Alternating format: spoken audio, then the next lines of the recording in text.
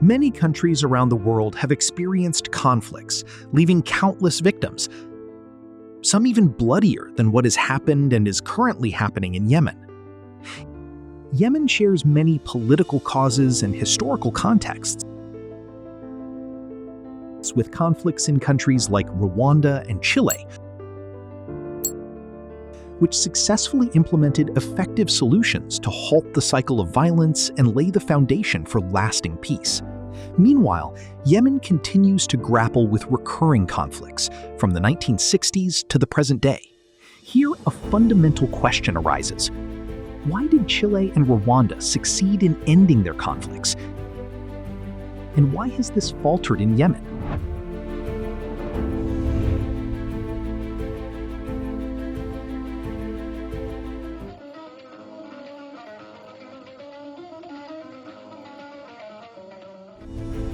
In 1962, North Yemen overthrew one of the world's most despotic regimes, the Imamate, which had lasted for nearly a century. Yemen then moved into a new era of education, reconstruction, and global openness after years of isolation, during which Yemenis suffered from injustice, backwardness, ignorance, and disease. Similarly, on October 14, 1963, South Yemen ended a dark era of tyranny and injustice imposed by British colonialism.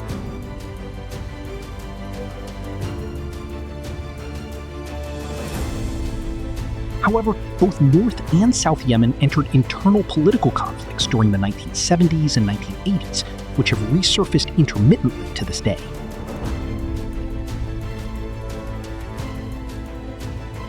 During this same period, in the 1970s, Chile lived through a dark and oppressive dictatorship.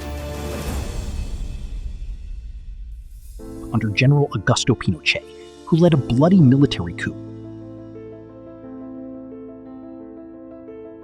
In September 1973 against Chilean President Salvador Allende.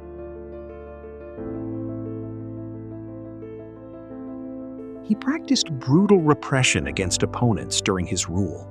Grave violations marked his dark reign as he forcibly disappeared thousands, and the death toll reached nearly 3,000, according to reports. In 1973, Rwanda was also at the height of conflict, witnessing a military coup by Juvenal Habyarimana, a Hutu, against Gregoire Kayibanda, also a Hutu, driven only by regional differences. His coup was political, with a regional motive.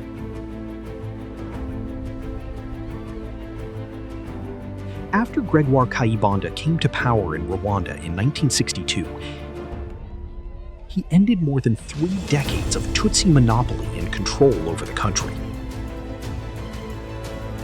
He initiated a retaliatory political phase dominated by the Hutu tribe, characterized by political exclusion, violence, and murder against the Tutsi. The peak of this Hutu violence against Tutsi came after Juvenal Habyarimana's coup, as violence and oppression against Tutsis escalated. Nearly half of the Tutsi population was forced to flee Rwanda to neighboring countries, fearing the retaliatory killings perpetrated by the Hutus.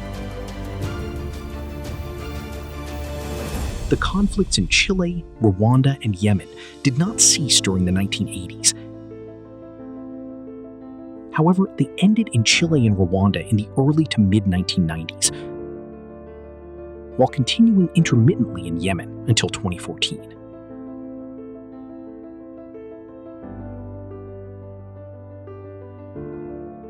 الحروب اللي في اليمن شمالا وجنوبا بدأ تسلسلها الحقيقي من 1986 من حرب يناير.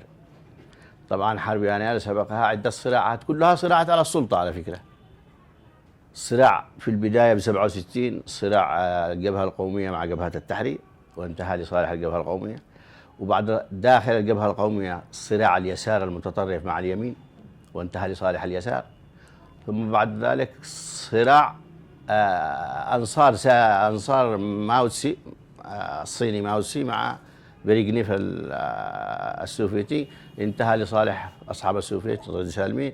ثم الصراع اللي تحول إلى صراع مناطقي بين زمرة أبين وشبوة مع طغمة الضالع.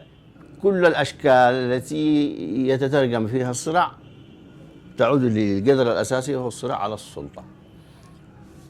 الحرب 86 دخل الجنوب مع الشمال في وحدة، أنتج حرب صيف 94، وهناك من يسميها حرب الصراع على السلطة، هناك من يسميها حرب الوحدة وهناك من يسميها حرب الانفصال، لكن أكاديميين كثير يسموها حرب الصراع على السلطة، حرب 94. In the 1980s, the conflict in Rwanda was escalating. Following the formation of the Rwandan Patriotic Front, RPF, comprised of Tutsi refugees fleeing Hutu persecution in Uganda. Rwanda witnessed military attacks by the RPF on the Rwandan-Ugandan border, and the intensity of the conflict continued to rise. This situation persisted until the early 1990s. It did not end with a political solution. Instead, in April 1994,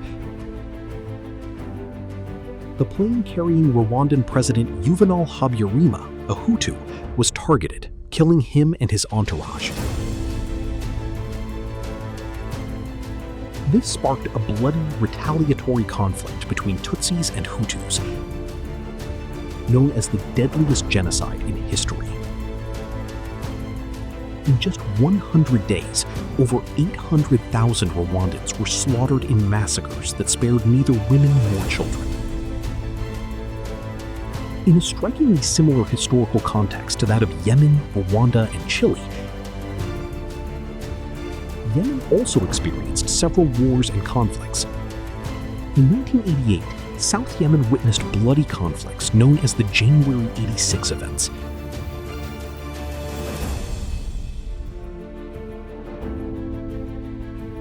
The clash between power-sharing partners at the time left hundreds dead, wounded, and displaced. The conflict was renewed in the early 1990s in what became known as the Summer War of 1994.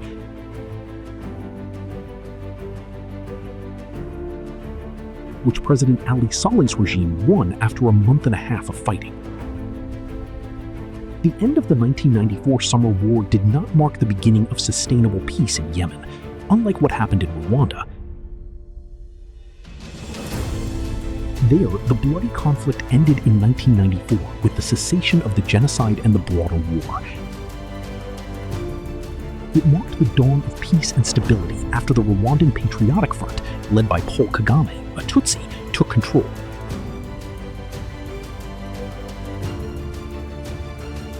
After a transitional period, he became president and worked to implement transitional justice, turning Rwanda into a successful model of overcoming conflict to achieve peace and reconstruction.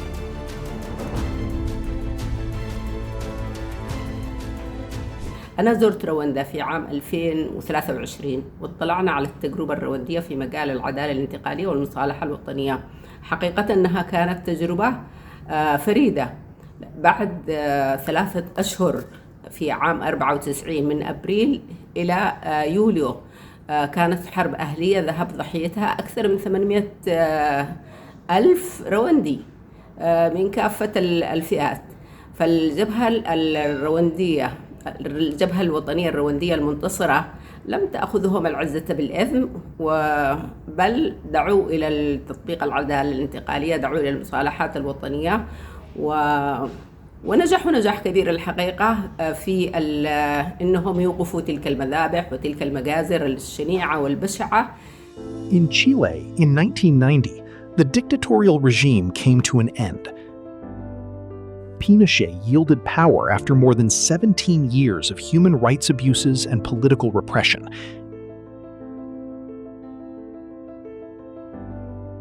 And the democratically elected Patricio Aylwin assumed the presidency.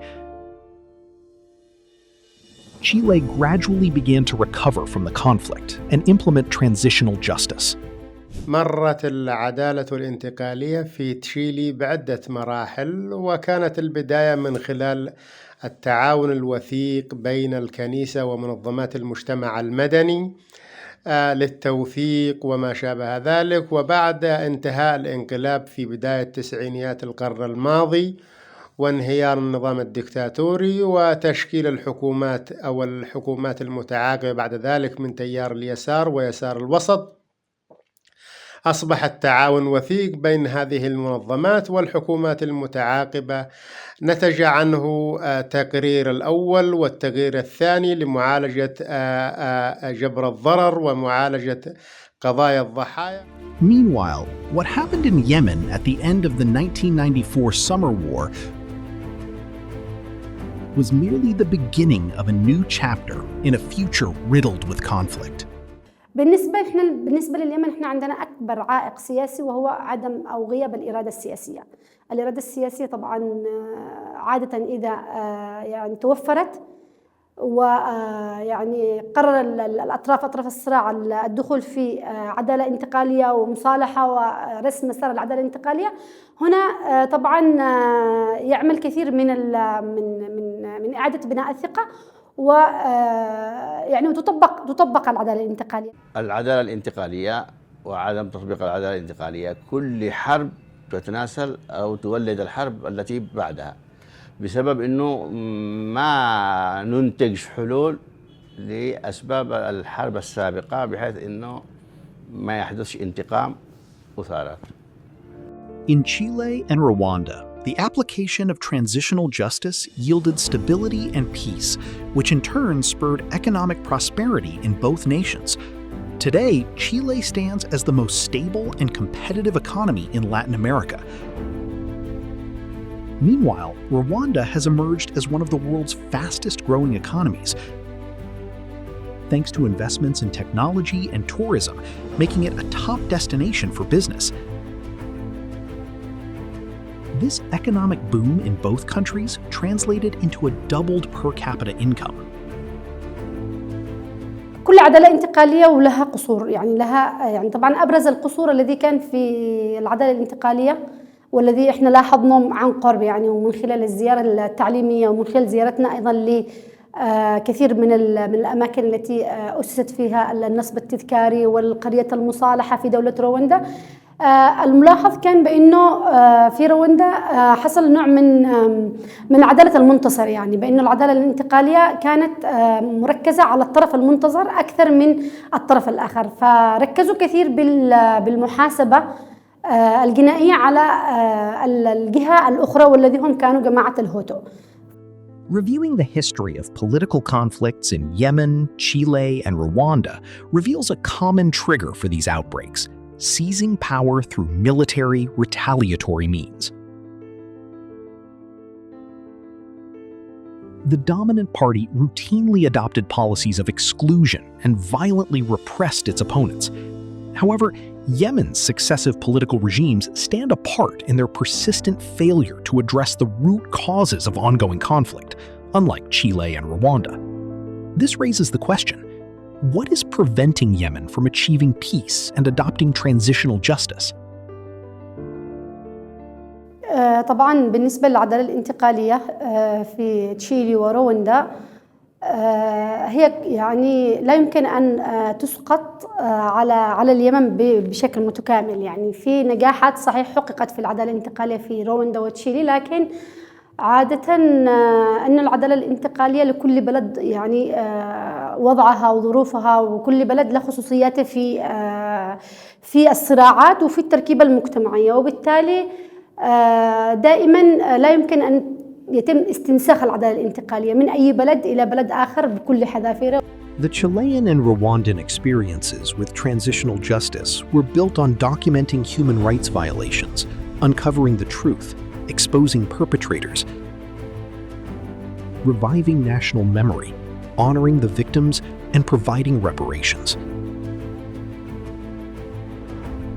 There are clear parallels in the conflict histories of Yemen, Chile, and Rwanda.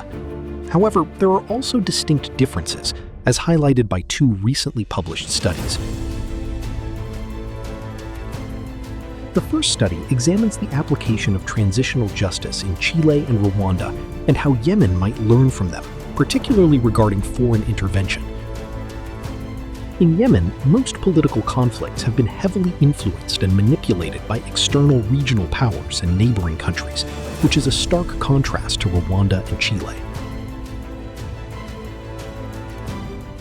يعني إذا ما وجدت الإرادة السياسية لا يمكن نحن ندخل في مرحلة عدالة انتقالية، إضافة إلى أنه التدخلات الدولية والإقليمية في الملف اليمني بحسب المصالح وبحسب طبعا المعايير المزدوجة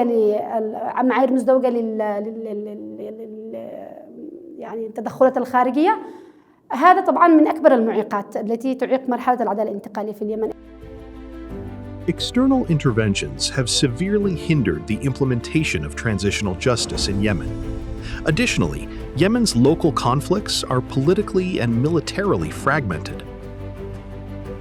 State institutions, such as the judiciary, security forces, media, and education, that should facilitate transitional justice, are instead suffering from division and disintegration. They are divvied up among the conflicting parties based on political quotas.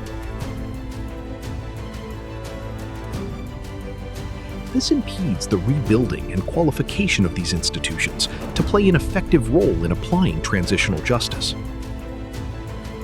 In contrast, institutions in Chile and Rwanda did not suffer from such deep divisions and were deliberately rebuilt to fulfill their true roles in this framework.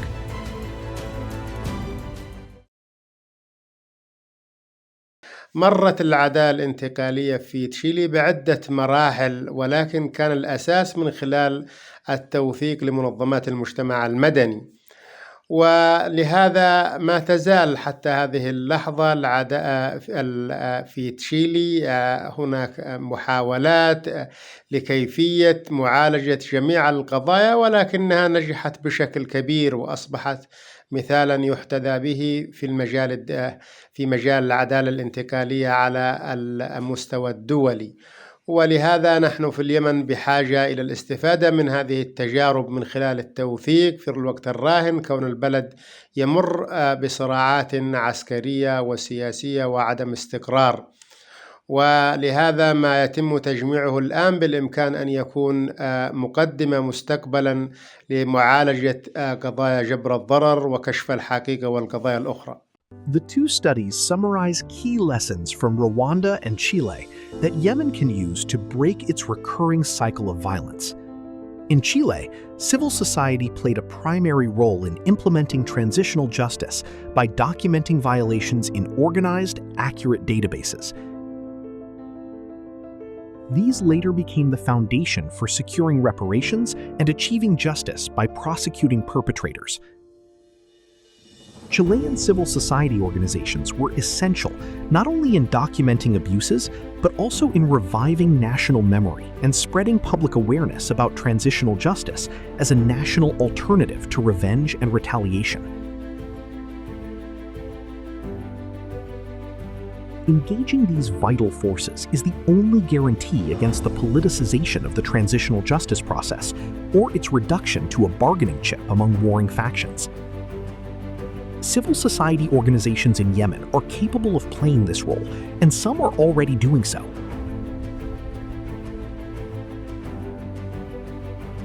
According to the studies, Rwanda relied on Gacaca courts, traditional community tribunals, to try those responsible for atrocities. In Yemen, tribal customs represent a rich legacy of conflict resolution based on established rules and regulations. These can be systematically activated to facilitate transitional justice procedures, particularly regarding reparations. The lesson for Yemen is the potential to institutionalize and legalize these traditional tribal mechanisms, transforming them into auxiliary tools for restorative justice alongside the formal judiciary.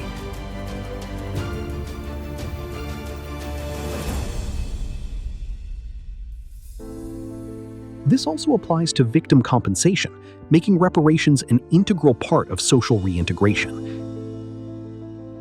Furthermore, building and reforming state institutions, especially the judicial and administrative branches, is a crucial prerequisite for the success and sustainability of transitional justice.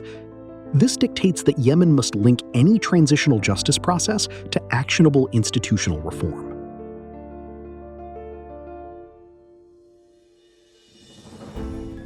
And not even the Office of the Human Rights Commissioner in Yemen is sufficiently addressing or sufficiently mandated, to put it more correctly, to conduct monitoring human rights work in Yemen.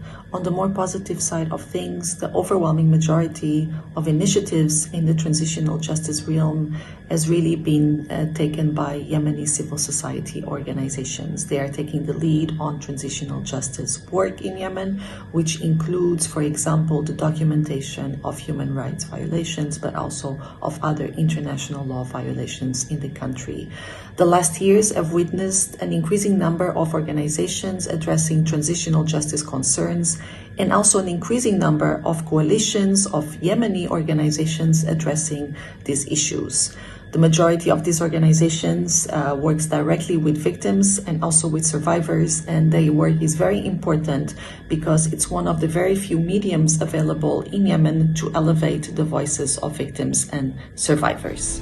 What Chile achieved, a success story in ending conflict and establishing peace, and the miracle Rwanda performed by pulling itself out of a bloody quagmire of ethnic and political revenge killings to become a nation defined by coexistence, development, and reconstruction, is not beyond Yemen's reach.